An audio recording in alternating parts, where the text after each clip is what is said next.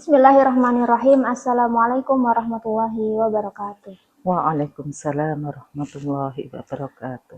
Alhamdulillahirabbil alamin. Sholatan wa salaman ala Rasulillah wa ala alihi wa sahbihi ajmain. Amma ba'du. Alhamdulillah, pada hari ini hari Rabu 18 Juni 2025 kita jumpa kembali di podcastnya KUA Tegalrejo bersama Ibu Enda Sri Umaryani SAG. Beliau adalah seorang penyuluh agama yang sudah berkiprah di tengah masyarakat puluhan tahun ya Bu ya. Monggo, bagaimana kabarnya Ibu hari ini? Alhamdulillah. Alhamdulillah ya. Kali ini kita akan berbincang-bincang dengan Ibu Enda Sumaryani dengan pembahasan terkait pola asuh anak atau parenting sesuai dengan pengalaman dari Ibu Enda sendiri. Mungkin Ibu Enda bisa diceritakan dahulu perjalanan pernikahannya seperti apa mungkin. Ya, terima kasih Mbak Tia. Alhamdulillah saya nikah tahun 1991 ya. Dan alhamdulillah kalau sekarang kan bisa dihitung berapa tahun Mbak Tia?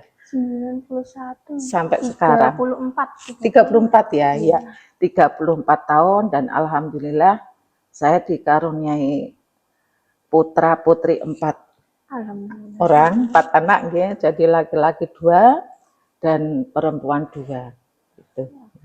Kemudian bagaimana Ibu sendiri berbagi peran dengan Bapak mungkin dalam melakukan pola asuh pada anak-anak itu seperti apa mungkin? Ya, tentunya memang secara jenis kelamin ya antara bapak dan ibu secara kodrati itu kan berbeda ya. Seorang ibu itu dia mengandung ya, kemudian melahirkan, menyusui. Sedangkan itu tidak dipunyai, tidak dimiliki dari laki-laki. Tetapi secara gender tentunya ketugasan di dalam rumah tangga seorang ibu dan ayah itu punya tugas yang sama, ya seperti itu. Jadi saya tidak jarang ketika mungkin saya yang bersih-bersih, suami saya di dapur, ya seperti itu. Dan kadang juga sebaliknya. Jadi ketika kita bisa melakukan itu dan anak-anak kita itu melihat, anak-anak itu sudah senang, tentram. Oh bapak ibu itu kok pintar berbagi dalam keluarga. Nah ini makanya kalau kita pernah mendengar satu keteladanan itu lebih baik daripada dengan 1000 nasihat. Seperti itu. Mungkin kemudian kalau untuk pola asuh anak perempuan dan laki-laki mungkin bisa dijelaskan Ibu apakah dibedakan atau disamakan antar anak atau seperti apa mungkin? Ya tentunya secara jenis kelamin dia berbeda ya. Jadi mungkin dalam sehari-harinya ya harus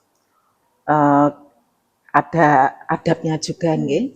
Saya misalkan contohnya saja anak perempuan dengan anak laki-laki ya punya kamar sendiri ya seperti itu. Nah kemudian untuk ketugasan yang lainnya tidak saya bedakan ya, semuanya mempunyai peran yang sama ya.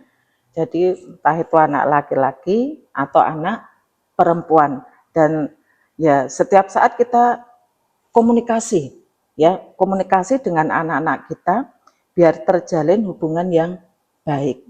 Seperti itu Mbak Tia.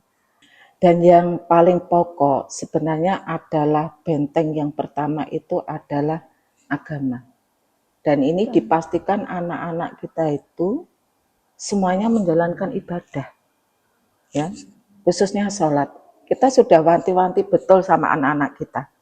Ya, kamu harus selalu melaksanakan ibadah. Ya, khususnya sholat itu tidak boleh ditinggalkan dalam keadaan dimanapun kamu berada. Karena agama ini penting sekali. Ya. Ini bisa untuk membentengi diri dan itu betul-betul diterapkan ke anak-anak kita. Seperti itu. Setiap saat kita memberikan arahan. Ya, untuk ibadahnya kita perhatikan dengan sungguh-sungguh. Setiap saat kita ingatkan. Dek, misalnya dia pulang agak sore, udah sholat asar, ya. Ketika mungkin sampai di rumah kok sudah maghrib, kamu sudah maghrib belum? Itu selalu ditanyakan. Tentunya kita menanyakan ke anak ini juga tidak dengan ya marah-marah, ya. Tetap kita harus dengan kasih sayang, tetapi terus kita ingatkan. Insya Allah dengan kita mengingatkan ibadah pada anak-anak itu juga insya Allah anak-anak akan merasa senang. Karena anak-anak merasa diperhatikan, seperti itu. Kalau sesuai dengan cerita dari Ibu Enda sendiri tadi kan anak-anaknya tergolong nurut-nurut gitu Bu ya, alhamdulillah ya. Amin. Nah, kalau lihat dari anak-anak zaman sekarang itu kan di dalam rumah itu seperti terlihat baik, soleh, kemudian ternyata di luar rumah ya bisa terjadi melakukan hal-hal yang di luar batas atau melakukan kenakalan-kenakalan pada usia remaja seperti itu. Mungkin bisa disampaikan kiat-kiatnya seperti apa? Ya. Sebenarnya kalau pertanyaannya itu anaknya sudah kebacut, ya, sudah terlanjur anaknya itu nakal atau ngeyel, ya. Nah, itu peran orang tua tidak kemudian berhenti. Udahlah, aku menyerah. Jangan seperti itu. Kita sebagai orang tua terus tidak henti-hentinya untuk menasihati. Dan bahkan kita sebagai orang tua ada doa. Doa orang tua itu kan mustajab, ya. Nah, kita doakan anak-anak kita, ya. Itu yang lebih utama. Jadi ketika mungkin anak-anak kita udah terlanjur seperti itu, jangan kemudian putus asa. Tetap kita doakan, ya, tetap kita arahkan setiap hari. Karena anak-anak itu kan setiap hari kita harus mendidik, harus mengasuh seperti itu. Nah, kalau kepingin anaknya bagus itu memang sejak awal. Maka ketika kita itu diberikan Allah itu anak, bahkan bayi yang masih di dalam kandungan, ini kan kita sudah bisa mendidik ketika di dalam kandungan. Bagaimana caranya? Ya, seorang ibu yang sedang mengandung ya ibadahnya bagus, ucapan sehari-harinya bagus. Kemudian setiap saat ibu itu selalu mendoakan, ya, Rabbana hablana min azwajina wa dzurriyyatina qurrata ayun waj'alna lil muttaqina imama. Seperti itu. Mungkin pertanyaan terakhir ya Bu ya. Mungkin bisa disampaikan harapannya untuk orang tua, para orang tua di luar sana yang sedang berusaha mendidik anak-anaknya atau mungkin para generasi-generasi muda yang kelak akan menjadi orang tua, mungkin bisa disampaikan harapannya seperti apa mungkin? Ya, kalau harapan tentunya kita semuanya sekarang ini yang seperti saya sudah 57 tahun, ya, yang sebentar lagi mau pensiun 58. Nah, ini kita berharap semoga anak-anak generasi penerus bangsa itu menjadi generasi yang kuat, ya, generasi yang tidak lemah, generasi yang terampil, generasi yang cerdas, dan tentunya dia berakhlak mulia. Nah, ini bisa terwujud manakala orang tuanya bisa mendidik, mengasuh, ya, dan menjadikan anak itu juga bisa berinteraksi.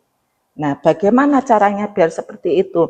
Nah, kedua pasangan suami istri. Tidak bisa ibu sendiri yang mendidik, yang mengasuh, tidak. Tetapi harus kedua-duanya. Antara ibu dan ayah. Itu harus berjalan bersama untuk mendidik anak-anaknya supaya menjadi anak yang berkualitas, anak-anak yang mempunyai akhlak yang mulia. Dan ini memang harus kerja keras, ya. Dan yang luar biasanya lagi, orang tua itu harus bisa memberikan contoh yang baik, contoh yang baik untuk anak-anaknya, ya.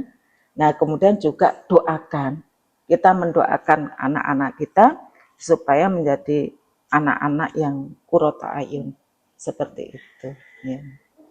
Alhamdulillah bincang-bincang hari ini sangat menarik, terutama apa yang dipaparkan oleh Bu Endah sesuai pengalaman pribadinya. Mudah-mudahan bisa memberikan inspirasi kepada kita semua, terutama dalam melakukan pola asuh anak. Saya ucapkan terima kasih kepada Ibu Endah sudah meluangkan waktunya. Sampai jumpa kembali di podcast KUA Tegalrejo.